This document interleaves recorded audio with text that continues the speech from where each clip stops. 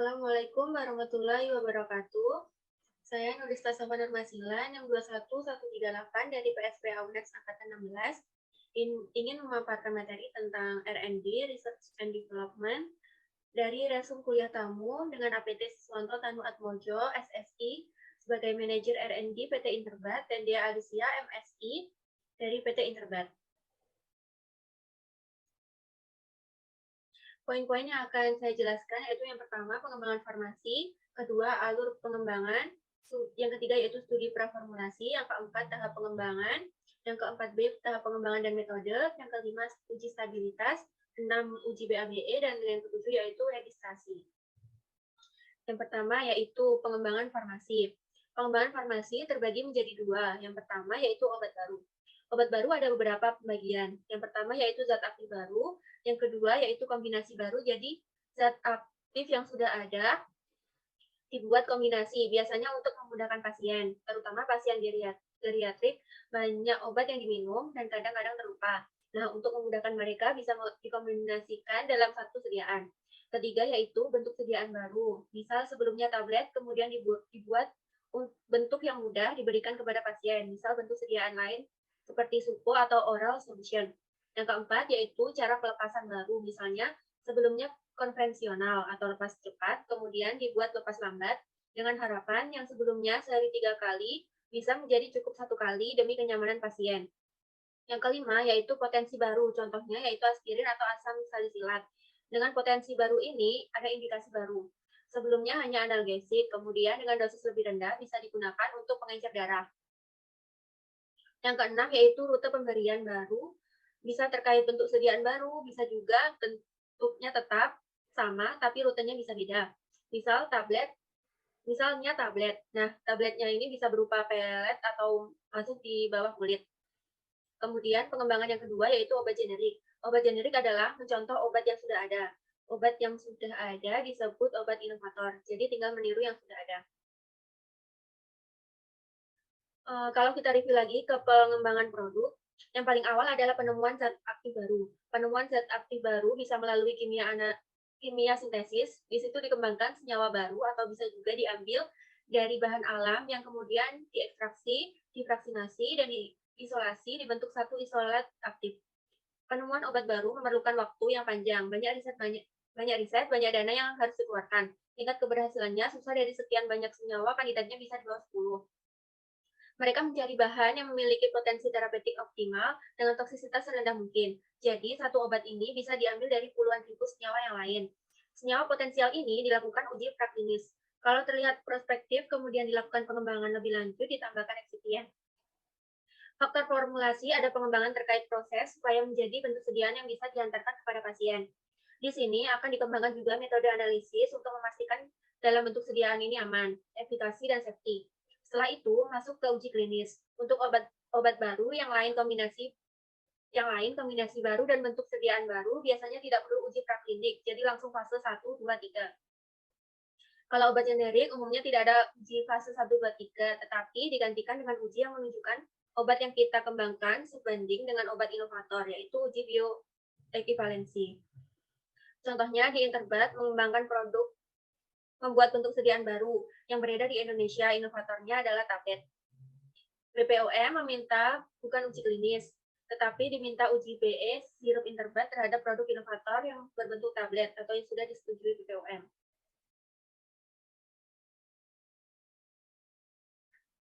Kalau dari awal yaitu high risk butuh waktu lama 12-20 tahun.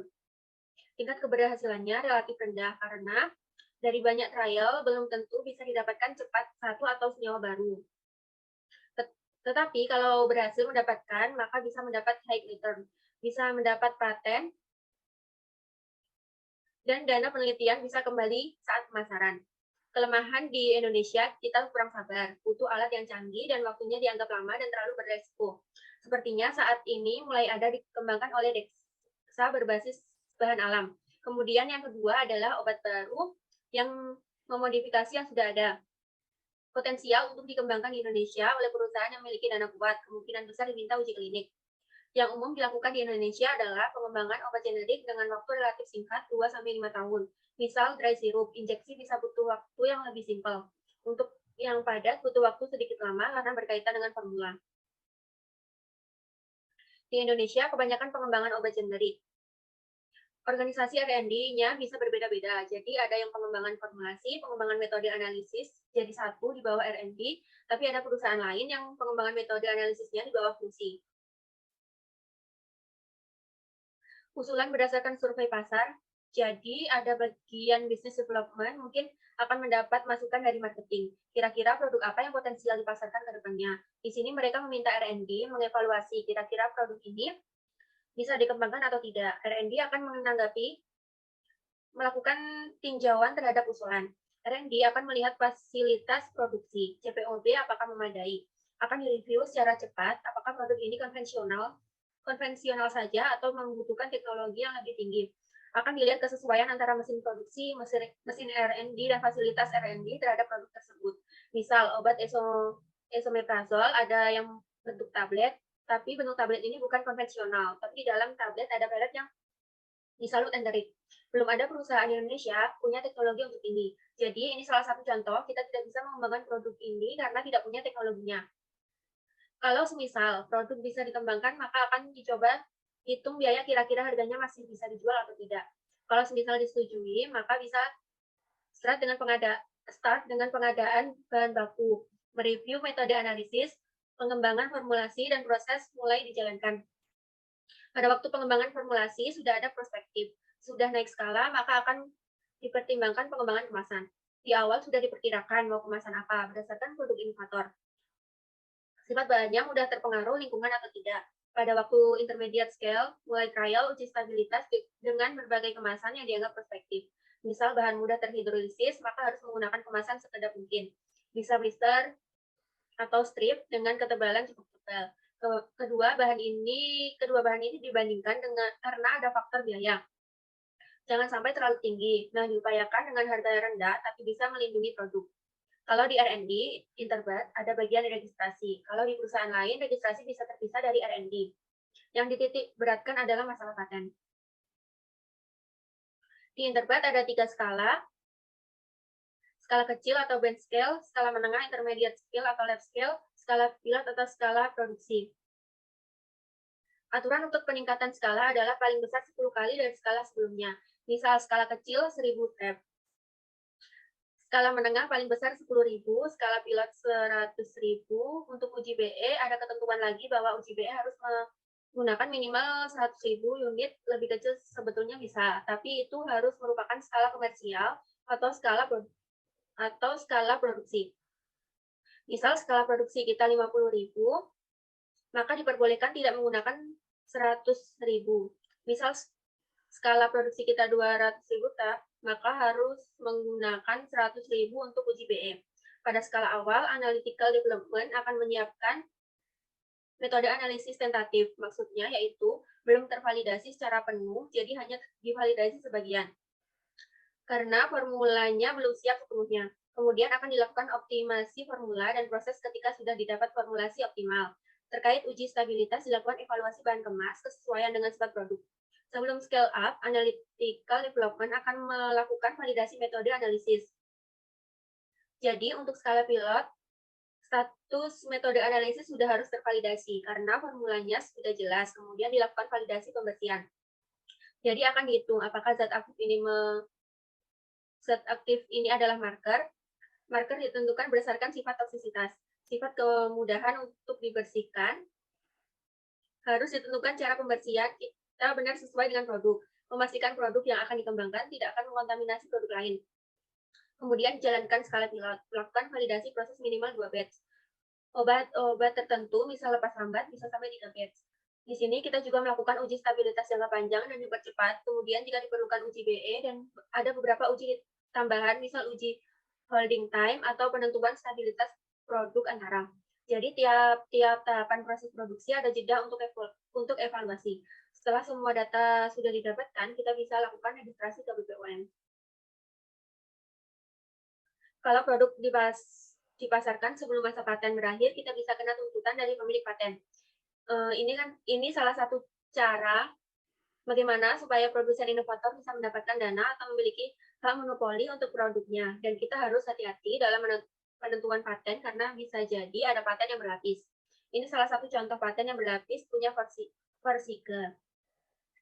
Jadi yang pertama adalah klaim produk dapagliflozin. Jadi kita dapat membuat produk dapagliflozin dengan klaim yang sama dengan Versiga setelah 15 Mei 2023.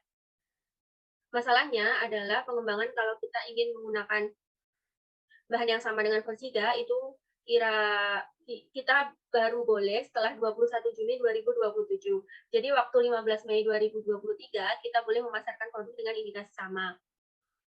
Tapi senyawanya mungkin bentuk ester atau sulfatnya berbeda dengan dapagliflozin yang ada di Versiga. Yang ketiga yaitu studi praformulasi. Studi praformulasi sebagai dasar sebelum melakukan pengembangan, karakterisasi sifat fisiokimia dan biologi bahan obat. Kita tidak bisa melakukan pengembangan jika kita tidak mengetahui apa-apa. Kita harus mengetahui sifat bahan agar kita tahu apa yang harus kita lakukan dengan bahan ini. Tujuannya yaitu kita akan mendapatkan formulasi yang rasional, tahu alasan setiap penambahan bahan, kita juga bisa mengoptimalisasi kualitas dan kinerja produk obat, serta bisa meningkatkan tingkat kesuksesan dan efisiensi formulasi produk. Sifat fisika sudah dikenali, yaitu pengerian. Misal pengerian tertera putih, kemudian berubah menjadi kuning, berarti terjadi degradasi. Ukuran bentuk luas permukaan partikel, polimorfisme, titik lebur, kelarutan, higroskopisitas, densitas, dan sifat alir. Ukuran ini sangat berpengaruh, terutama ketika bekerja dengan obat BCS kelas 2 dan kelas 4. Jadi sudah pasti ukuran yang kecil memiliki luas permukaan yang besar. Biasanya disolusinya akan lebih baik daripada ukuran yang besar. Tapi ada efek samping, ukuran semakin kecil, sifat alirnya semakin jelek. Disolusi akan berkaitan dengan bioavailabilitas, karena peningkatan jumlah yang terlarut akan meningkatkan jumlah yang terserap. Untuk produk-produk yang poten atau ledos, kita buat analogi. Misal dalam cookies ini ada 10 mg. Kalau kita menggunakan chips yang besar, misal satu chips besar kurang lebih 1 mg, dibanding chips kecil, misal satu chips kecil adalah 0,1 mg. Harusnya di sini butuh 10 chips besar. Kalau berkurang 1, maka perbedaannya sudah 10%. Bandingkan dengan kalau kita pakai ukuran kecil. Kalau kita berkurang 1-2 chip, maka hanya berkurang 1-2% saja. Untuk ledos, ukuran partikel ini penting menjadi pertimbangan. Bentuk amorf lebih mudah larut, tapi ada kelemahan juga. Dia akan berubah menjadi ke kristal. Selanjutnya itu titik lebur. Titik lebur terkait dengan pemurnian bahan. Pemilihan proses atau parameter proses, misal ibuprofen, memiliki titik lebur yang rendah antara 60-70. Di sini harus hati-hati. Untuk proses yang menggunakan panas atau yang menimbulkan panas, misal pada waktu penggilingan atau pada waktu tabletasi. Kalau kita tidak pelajari, maka bisa saja macet karena ada bahan yang melebur. Salah satu contoh euterik adalah lidokain, jadi tinggal mencampur tanpa perlu pelarut tambahan. Selanjutnya yaitu kelarutan, berkaitan dengan bentuk sediaan, kapan kita menggunakan bentuk yang larut, kapan menggunakan bentuk yang tidak larut. Selanjutnya itu higroskopisitas. Lingkungan proses untuk bahan higroskopis, maka kita harus menggunakan RH rendah. Terkait dengan kemasan dibuat kedap supaya uap air tidak masuk.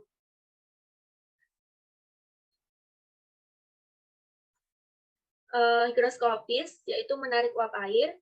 Yang kedua, efflorescence, itu menarik air pada lingkungan tertentu akan melepas air yang disimpannya. Contohnya, citric acid, monohidrat yang biasa digunakan sebagai dapar.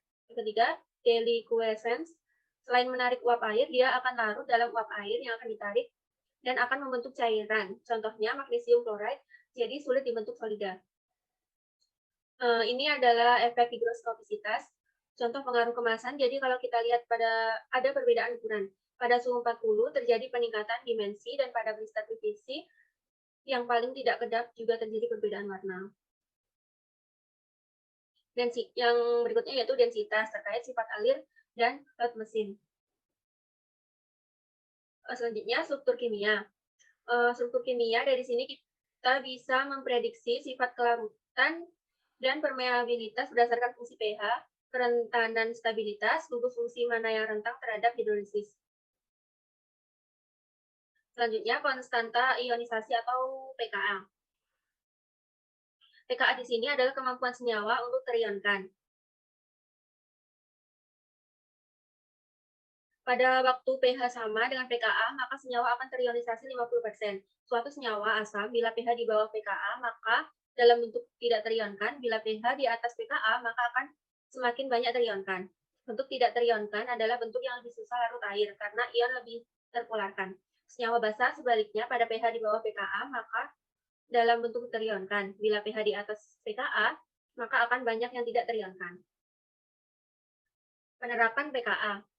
pKa dapat melihat kelarutan sebagai fungsi pH untuk senyawa BCS kelas 2 dan kelas 4. Bisa membantu penentuan lokasi absorpsi obat yang mudah terabsorpsi umumnya yang bentuk tidak terionkan. Selain itu, bisa digunakan untuk pemilihan daftar yang sesuai. Yang baik adalah kurang lebih plus minus 1 dari pKa. Jangan menggunakan pKa untuk menentukan pH. Yang benar adalah harus melihat fungsinya dulu. Biasanya melihat pKa, bentuk yang aktif adalah bentuk terionkan. Kalau produk kita pH 7, maka cari pengawet yang pKa-nya sekitar 7. Yang susah adalah pengawet antasid karena pH-nya tinggi dan mencari yang anionik. Selanjutnya, koefisien partisi. Koefisien partisi bisa memprediksi absorpsi. Ada kaitannya dengan pengembangan sistem kromatografi. Bentuk tidak terionkan, maka akan semakin nonpolar. Contoh stabilitas kadar tetes mata kloramfenikol. Contoh di kloramfenikol, suhu penyimpanannya untuk tetes mata harus pakai suhu rendah untuk meredam kecepatan degradasi. Karena tetes mata tidak mungkin tanpa air. Pada suhu 5 derajat, tetes mata stabil. Waktu suhu dinaikkan, maka langsung meningkat degradasinya. Fotolisis cahaya. Fotolisis susah kalau dilihat dari segi struktur. Biasanya kita akan memperhatikan kalau fotolisis, kita harus tahu dia memiliki resapan di mana. Selanjutnya, energi foton. Kalau kita lihat energi dari segi cahaya, semakin pendek panjang gelombang, maka energinya semakin tinggi. Sinar UV jauh lebih merusak daripada warna merah. Jadi kita harus tahu bagaimana penanganan produk yang fotosensitif. Penerapannya, kita harus tinjau foto serapan. Dia menyerap di mana. Kita harus tahu spektra cahaya kita di lingkungan seperti apa. Jadi fotodegradasi tergantung overlap antara spektra bahan dan spektra sumber cahaya. Kelarutan tinggi berdasarkan BCS. Kelarutan tinggi berdasarkan BCS yang pertama adalah dosis tertinggi. Dosis tertinggi harus larut dalam media air dengan pH 1,2 sampai 6,8 pada suhu 30 derajat Celcius, yaitu suhu tubuh manusia dengan volume kurang dari 250 mili. Dosis tertinggi di satu negara bisa berbeda dengan negara lain. Selanjutnya, permeabilitas tinggi berdasarkan BCS. Permeabilitas tinggi berdasarkan jumlah yang terserap dalam saluran cerna mencapai lebih dari sama dengan 85% dari obat yang diberikan berdasarkan penetapan keseimbangan massa yang disertai pembuktian stabilitas dalam saluran cerna atau dibandingkan pada bioavailabilitas absolut. Selanjutnya yaitu keamanan. Jadi kita harus keamanan dan langkah pengamanannya seperti apa. Contohnya adalah Finsterid akan mengganggu hormon testosteron, fungsinya untuk BPH. Tidak direkomendasikan atau harus hati-hati untuk operator wanita, terutama yang berpotensi hamil. Yang keempat yaitu tahap pengembangan.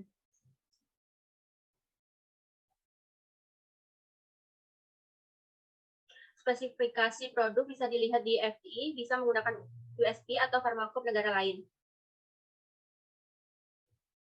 Karakterisasi produk komparator. Kita harus bisa mengkarakterisasi produk komparator. Penggunaan break score membutuhkan evaluasi tambahan. Sediaan pediatrik. Target populasi pasien harus ditentukan juga. Misal, target anak-anak, kita harus hati-hati dengan eksipien yang berbahaya untuk anak-anak. Misal, untuk sediaan pediatrik yang pertama yaitu tes masking, anak-anak di negara tersebut suka terhadap rasa apa. Dari bentuk sediaan, untuk tablet atau kapsul, untuk anak-anak sulit menelan. Keamanan eksipien harus diperhatikan karena ada perbedaan asma dewasa dan anak-anak. Selanjutnya yaitu overage.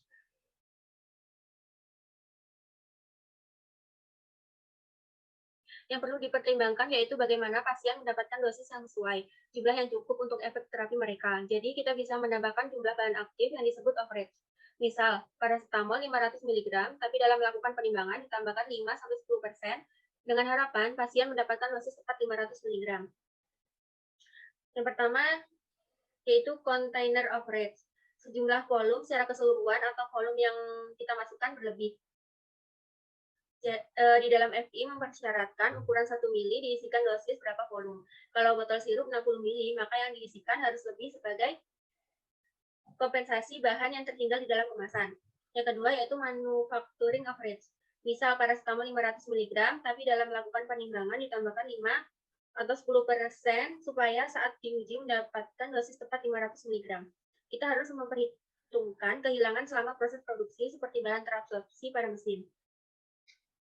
Yang ketiga, stability of rates. Dilakukan pada produk suplemen vitamin untuk kompensasi stabilitas. Biasanya monografi USP suplemen rentangnya sangat lebar, 90-250. Jadi bobot timbang ditambah. Jadi masih dalam rentang safe life yang masih dapat diterima pasien. Hal ini tidak bisa diterima di obat karena pasien rentang terpapar dosis yang tinggi, jadi tidak disarankan. Tujuannya sebagai kompensasi stabilitas supaya penurunan obat masih dalam rentang safe life yang masih dapat diterima pasien. Selanjutnya, proses produksi sediaan padat. Ada cetak langsung dan granulasi. Granulasi ada granulasi basah dan kering. Selanjutnya, evaluasi homogenitas. Evaluasi homogenitas meliputi blend uniformity dan content uniformity. Dalam homogenitas ini yang diperhatikan yaitu pencampurannya. Pemeriksaan blend uniformity sangat mahal karena butuh teknologi yang canggih untuk mengetahui semua komponen terdistribusi dengan baik. Maka dari itu, sekarang yang banyak digunakan adalah content uniformity. Content uniformity hanya berdasarkan bahan aktif, jadi diukur kadar bahan aktif. Yang dibutuhkan adalah blend, tapi karena keterbatasan biaya, maka yang digunakan adalah konten.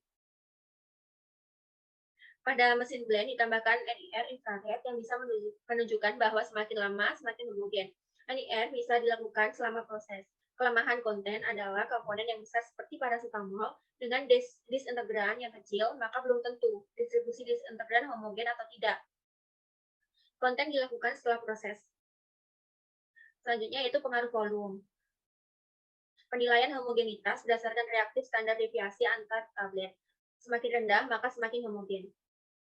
Selanjutnya, faktor pencampuran terdiri dari ukuran, bentuk, dan densitas partikel, kohesivitas, kelembapan dan suhu, kecepatan rotasi mixer, dan muatan elektrostatik. Selanjutnya, segregasi. Segregasi ini yaitu partikel dengan sifat sama, ukuran, komposisi, densitas, resiliensi, muatan statik, dan lain-lain terkumpul pada area tersendiri dalam peralatan atau proses. Aglomerasi. Aglomerasi bahan aktif ini masalah untuk produk obat dosis rendah.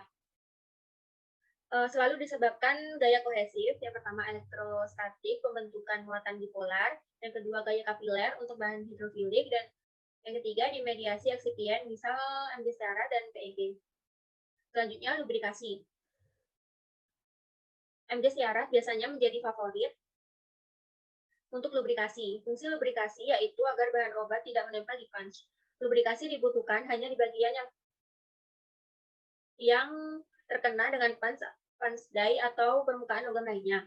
Jadi yang lain tidak perlu diberi lubrikan. Akan tetapi jika berlebihan maka akan terjadi over lubrication. MD syarat melapisi permukaan partikel. Akibatnya kontak antar partikel akan tertutupi oleh MD syarat sehingga tidak bisa saling berinteraksi untuk membentuk ikatan, terutama untuk bahan eksipien berbasis selulose. Bahan eksipien kalsium fosfat juga sensitif saat dikempa atau diberi tekanan, maka akan pecah. Bahan eksipien yang basisnya laktos juga akan sulit dicetak karena permukaannya bersifat hidrofob, maka disolusi atau disintegrasi juga akan terganggu. Selanjutnya yaitu granulasi. Granulasi yaitu proses penyatuan partikel-partikel kecil jadi massa permanen berukuran lebih besar, tetapi partikel penyusun masih dapat diidentifikasi. Diperoleh dari dua cara, yaitu pertama perbesaran ukuran langsung partikel asal, dan yang kedua pengecilan ukuran dari bongkahan atau hasil kempang. Jenis granulasi ada dua, yaitu pertama granulasi basah, cairan ditambahkan campuran serbu untuk membentuk massa padat, dan selanjutnya dikeringkan dan diproses lebih lanjut menjadi bentuk butiran. Yang kedua granulasi kering, yaitu campuran serbuk dikempa di bawah tekanan untuk mendapatkan massa kompak dan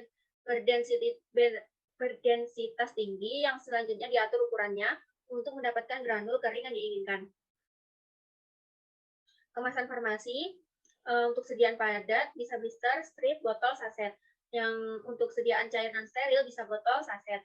Untuk sediaan semi-solid, tube, blister. Untuk sediaan steril bisa botol vial, ampul, kantong infus, dan sling.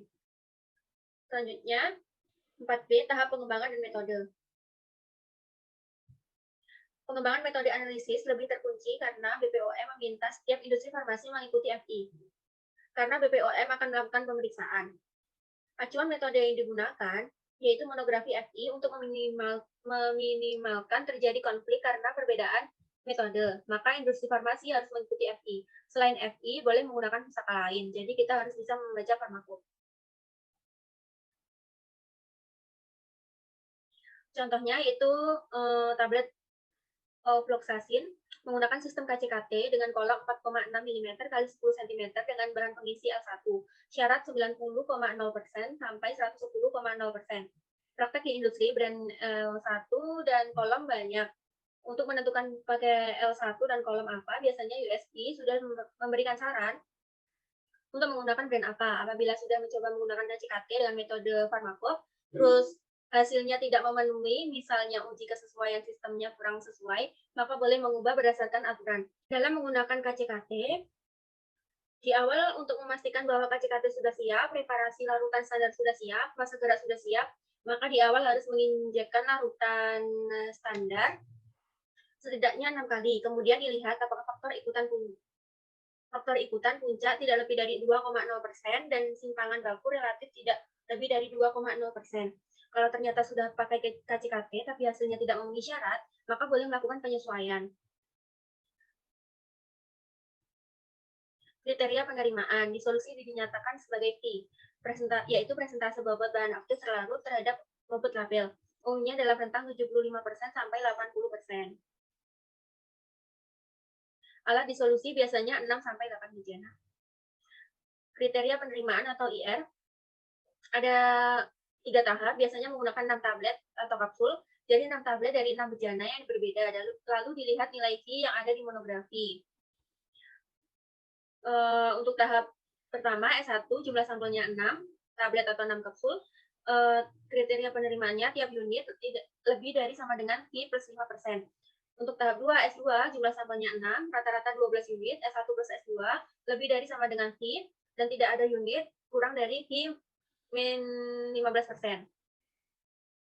Untuk tahap ketiga S3 jumlah sampelnya 12, kriteria penerimaannya rata-rata 24 unit, S1 plus S2 plus S3 lebih dari sama dengan Q, tidak lebih dari 2 unit kurang dari Q min 15% dan tidak ada unit Q min 25%.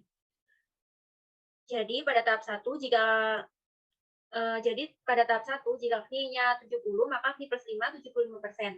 Jika hasilnya lebih dari 75%, maka masuk kriteria. Tapi kalau enggak salah satu yang di bawah 75%, maka lanjut tahap 2, ambil tablet lagi. Dilihat rata-rata 12 unit, S1 plus S2 lebih besar sama dengan Q, dan tidak ada unit kurang dari Q min 15%. Kalau masih di bawah lagi, maka boleh lanjut tahap 3, yaitu rata-rata 24 unit, S1 plus S2 plus S3. Lebih besar sama dengan Q, tidak lebih dari 2 unit, kurang dari Q min 15%, dan tidak ada unit Q kurang dari Q min 25%. Pada uji disolusi di awal, ambil 24 tablet. Walaupun pada S1 sudah masuk kriteria, tidak apa-apa, pokoknya ambil 24 tablet di awal. Selanjutnya kriteria penerimaan atau pool. Sama seperti tadi, yaitu ada 3 tahap, S1, S2, S3. Untuk kriteria untuk jumlah sampelnya sama 6 tahap 1, pada tahap 2 6 tablet juga, dan pada tahap 3 12 tablet. Kriteria penerimaannya pada tahap 1 rata-rata jumlah terlarut lebih besar sama dengan Q+10. Untuk tahap kedua rata-rata jumlah terlarut S1 plus S2 lebih besar sama dengan Q+5%. Untuk tahap 3 rata-rata jumlah terlarut S1 plus S2 plus S3 lebih besar sama dengan Q. Selanjutnya itu transfer metode analisa. Proses mengirimkan dengan tanda kutip metode analisa yang sudah dikirimkan oleh sending unit ke receiving unit penerima, yaitu Departemen QC. Yang pertama, comparative testing. Paling umum digunakan untuk metode telah tervalidasi, sampel homogen dianalisa oleh SU dan RU. Yang kedua, convalidation, SU dan RU melakukan validasi bersama dan digunakan untuk metode yang belum tervalidasi. Yang ketiga, revalidation. RU mengulang validasi, tidak bisa menjamin ekivalensi hasil SU dan RU. Yang keempat, transfer waiver untuk produk existing, prosedur analisa yang telah digunakan dan personil SU pindah ke RU. Yang kelima, uji stabilitas. Prinsipnya yaitu menjamin stabilitas produk, menjaga spesifikasi produk, dikemas dengan bahan kemas tertentu, disimpan sesuai kondisi yang telah ditetapkan, dan periode waktu tertentu. Tujuannya yang pertama pengembangan, membandingkan formula, proses, bahan kemas. Yang kedua registrasi, yang kedua registrasi dokumen yang dibutuhkan. Uji stabilitas ini merupakan dokumen yang dibutuhkan pada saat registrasi. Yang ketiga post market, melindungi dari klaim. Selanjutnya jenis uji stabilitas. Yang pertama stabilitas dipercepat atau accelerated. Suhu lebih tinggi untuk mempercepat reaksi ke dalam produk sehingga mendapat gambaran stabilitas lebih cepat. Yang kedua, stabilitas jangka panjang atau long term, suhu penyimpanan direncanakan untuk produk tersebut. Yang ketiga, in-use stability, untuk produk yang tidak habis pakai atau dipakai berulang kali, untuk memastikan pada periode tersebut masih stabil atau tidak. Yang keempat yaitu stress testing, untuk mengetahui resiko kalau ada ketidaksesuaian pada formulasi. Desain uji stabilitas. Yang pertama ada kondisi penyimpanan, suhu berapa, kelembapan berapa. Yang kedua, waktu pengujian dilakukan selama 1 tahun atau bagaimana dan mau diuji pada periode kapan. Yang ketiga, pemilihan batch, berapa besar batch dan berapa jumlah batch-nya. Yang keempat, spesifikasi, dan yang terakhir yaitu parameter uji. Kondisi penyimpanan di Indonesia ini di zona 4B dengan acuan studi preformulasi dan produk komparator. Yang keenam yaitu uji BABE, bioequivalency, digunakan untuk produk yang ekivalensi farmasetik atau alternatif farmasetik pada pemberian dengan dosis molar yang sama dan menghasilkan bioavailabilitas yang sebanding sehingga menghasilkan efek yang sama. Bioavailabilitas, kecepatan dan jumlah bahan aktif atau senyawa aktif terserap dari produk obat yang tersedia di tempat kerjanya. Uji ekivalensi ini untuk memastikan bahwa obat kopi sama dengan obat komparator. Ada uji in vivo dan in vitro. Uji in vivo menggunakan bioekivalensi menggunakan subjek manusia. In vitro menggunakan uji disolusi terbanding atau biowafer. Kapan uji BE dilakukan? Jika satu golongan sama, dilakukan uji disolusi terbanding dan apabila obat kopi pertama dengan kajian. Selanjutnya, kapan biowafer dilakukan? Berdasarkan potensi dengan kriteria tentu sediaan yang sama, tapi dalam potensi yang berbeda. Produsen dan tempat produksi sama, dan proporsi zat aktif dan eksipien sama, zat aktif sangat poten, jenis dan jumlah eksipien sama, pengisi dapat dikurangi, jenis dan jumlah eksipien lain persis sama. Tahap pelaksanaan uji bioekivalensi ada 2, yaitu yang pertama validasi metode bioanalitik dan yang kedua pembuatan protokol. Pembuatan protokol ini selanjutnya persetujuan protokol uji BE yang dilakukan oleh BPOM dan Komisi Etik, dan pengumpulan dokumen, selanjutnya pemilihan sukarelawan, selanjutnya pemberian obat dan pengambilan sampel dan dilakukan monitoring, selanjutnya analisa obat, kode baking, dan laporan. Selanjutnya kriteria bioekivalen. Ada 2 parameter yaitu AUC 0T dan Cmax. Dinyatakan bioekivalen bila rasio nilai rata-rata geometrik AUCT per AUCR dan Cmax T per Cmax R sama dengan 1. 90% confidence interval 80 sampai 125%. Selanjutnya uji disolusi terbanding. Karena uji bioekivalensi mahal, maka tidak boleh gagal. Maka perlu melakukan pendekatan uji bioekivalensi dengan melakukan uji disolusi terbanding. Parameternya F2 atau similarity factor. Lebih dari 50 antara obat uji dan obat komparator. Selanjutnya aturan perhitungan F2.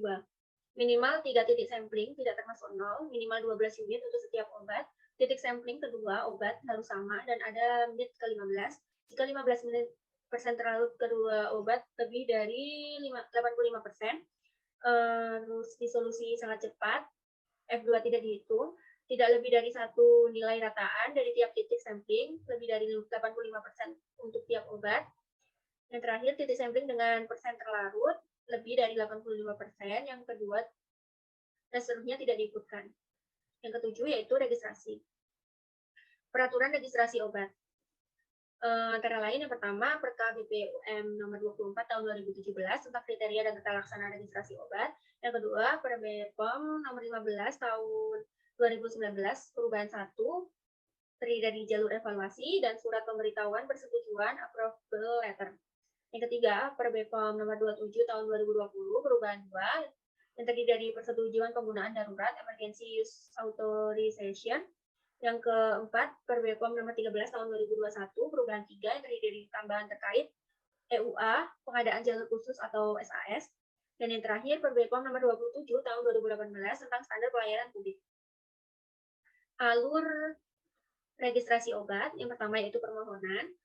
Yang kedua, BPOM melakukan verifikasi bahwa benar yang melakukan registrasi siapa, lalu submit dokumen melalui online. Yang ketiga, sistem akan menentukan lewat jalur praregis atau langsung registrasi.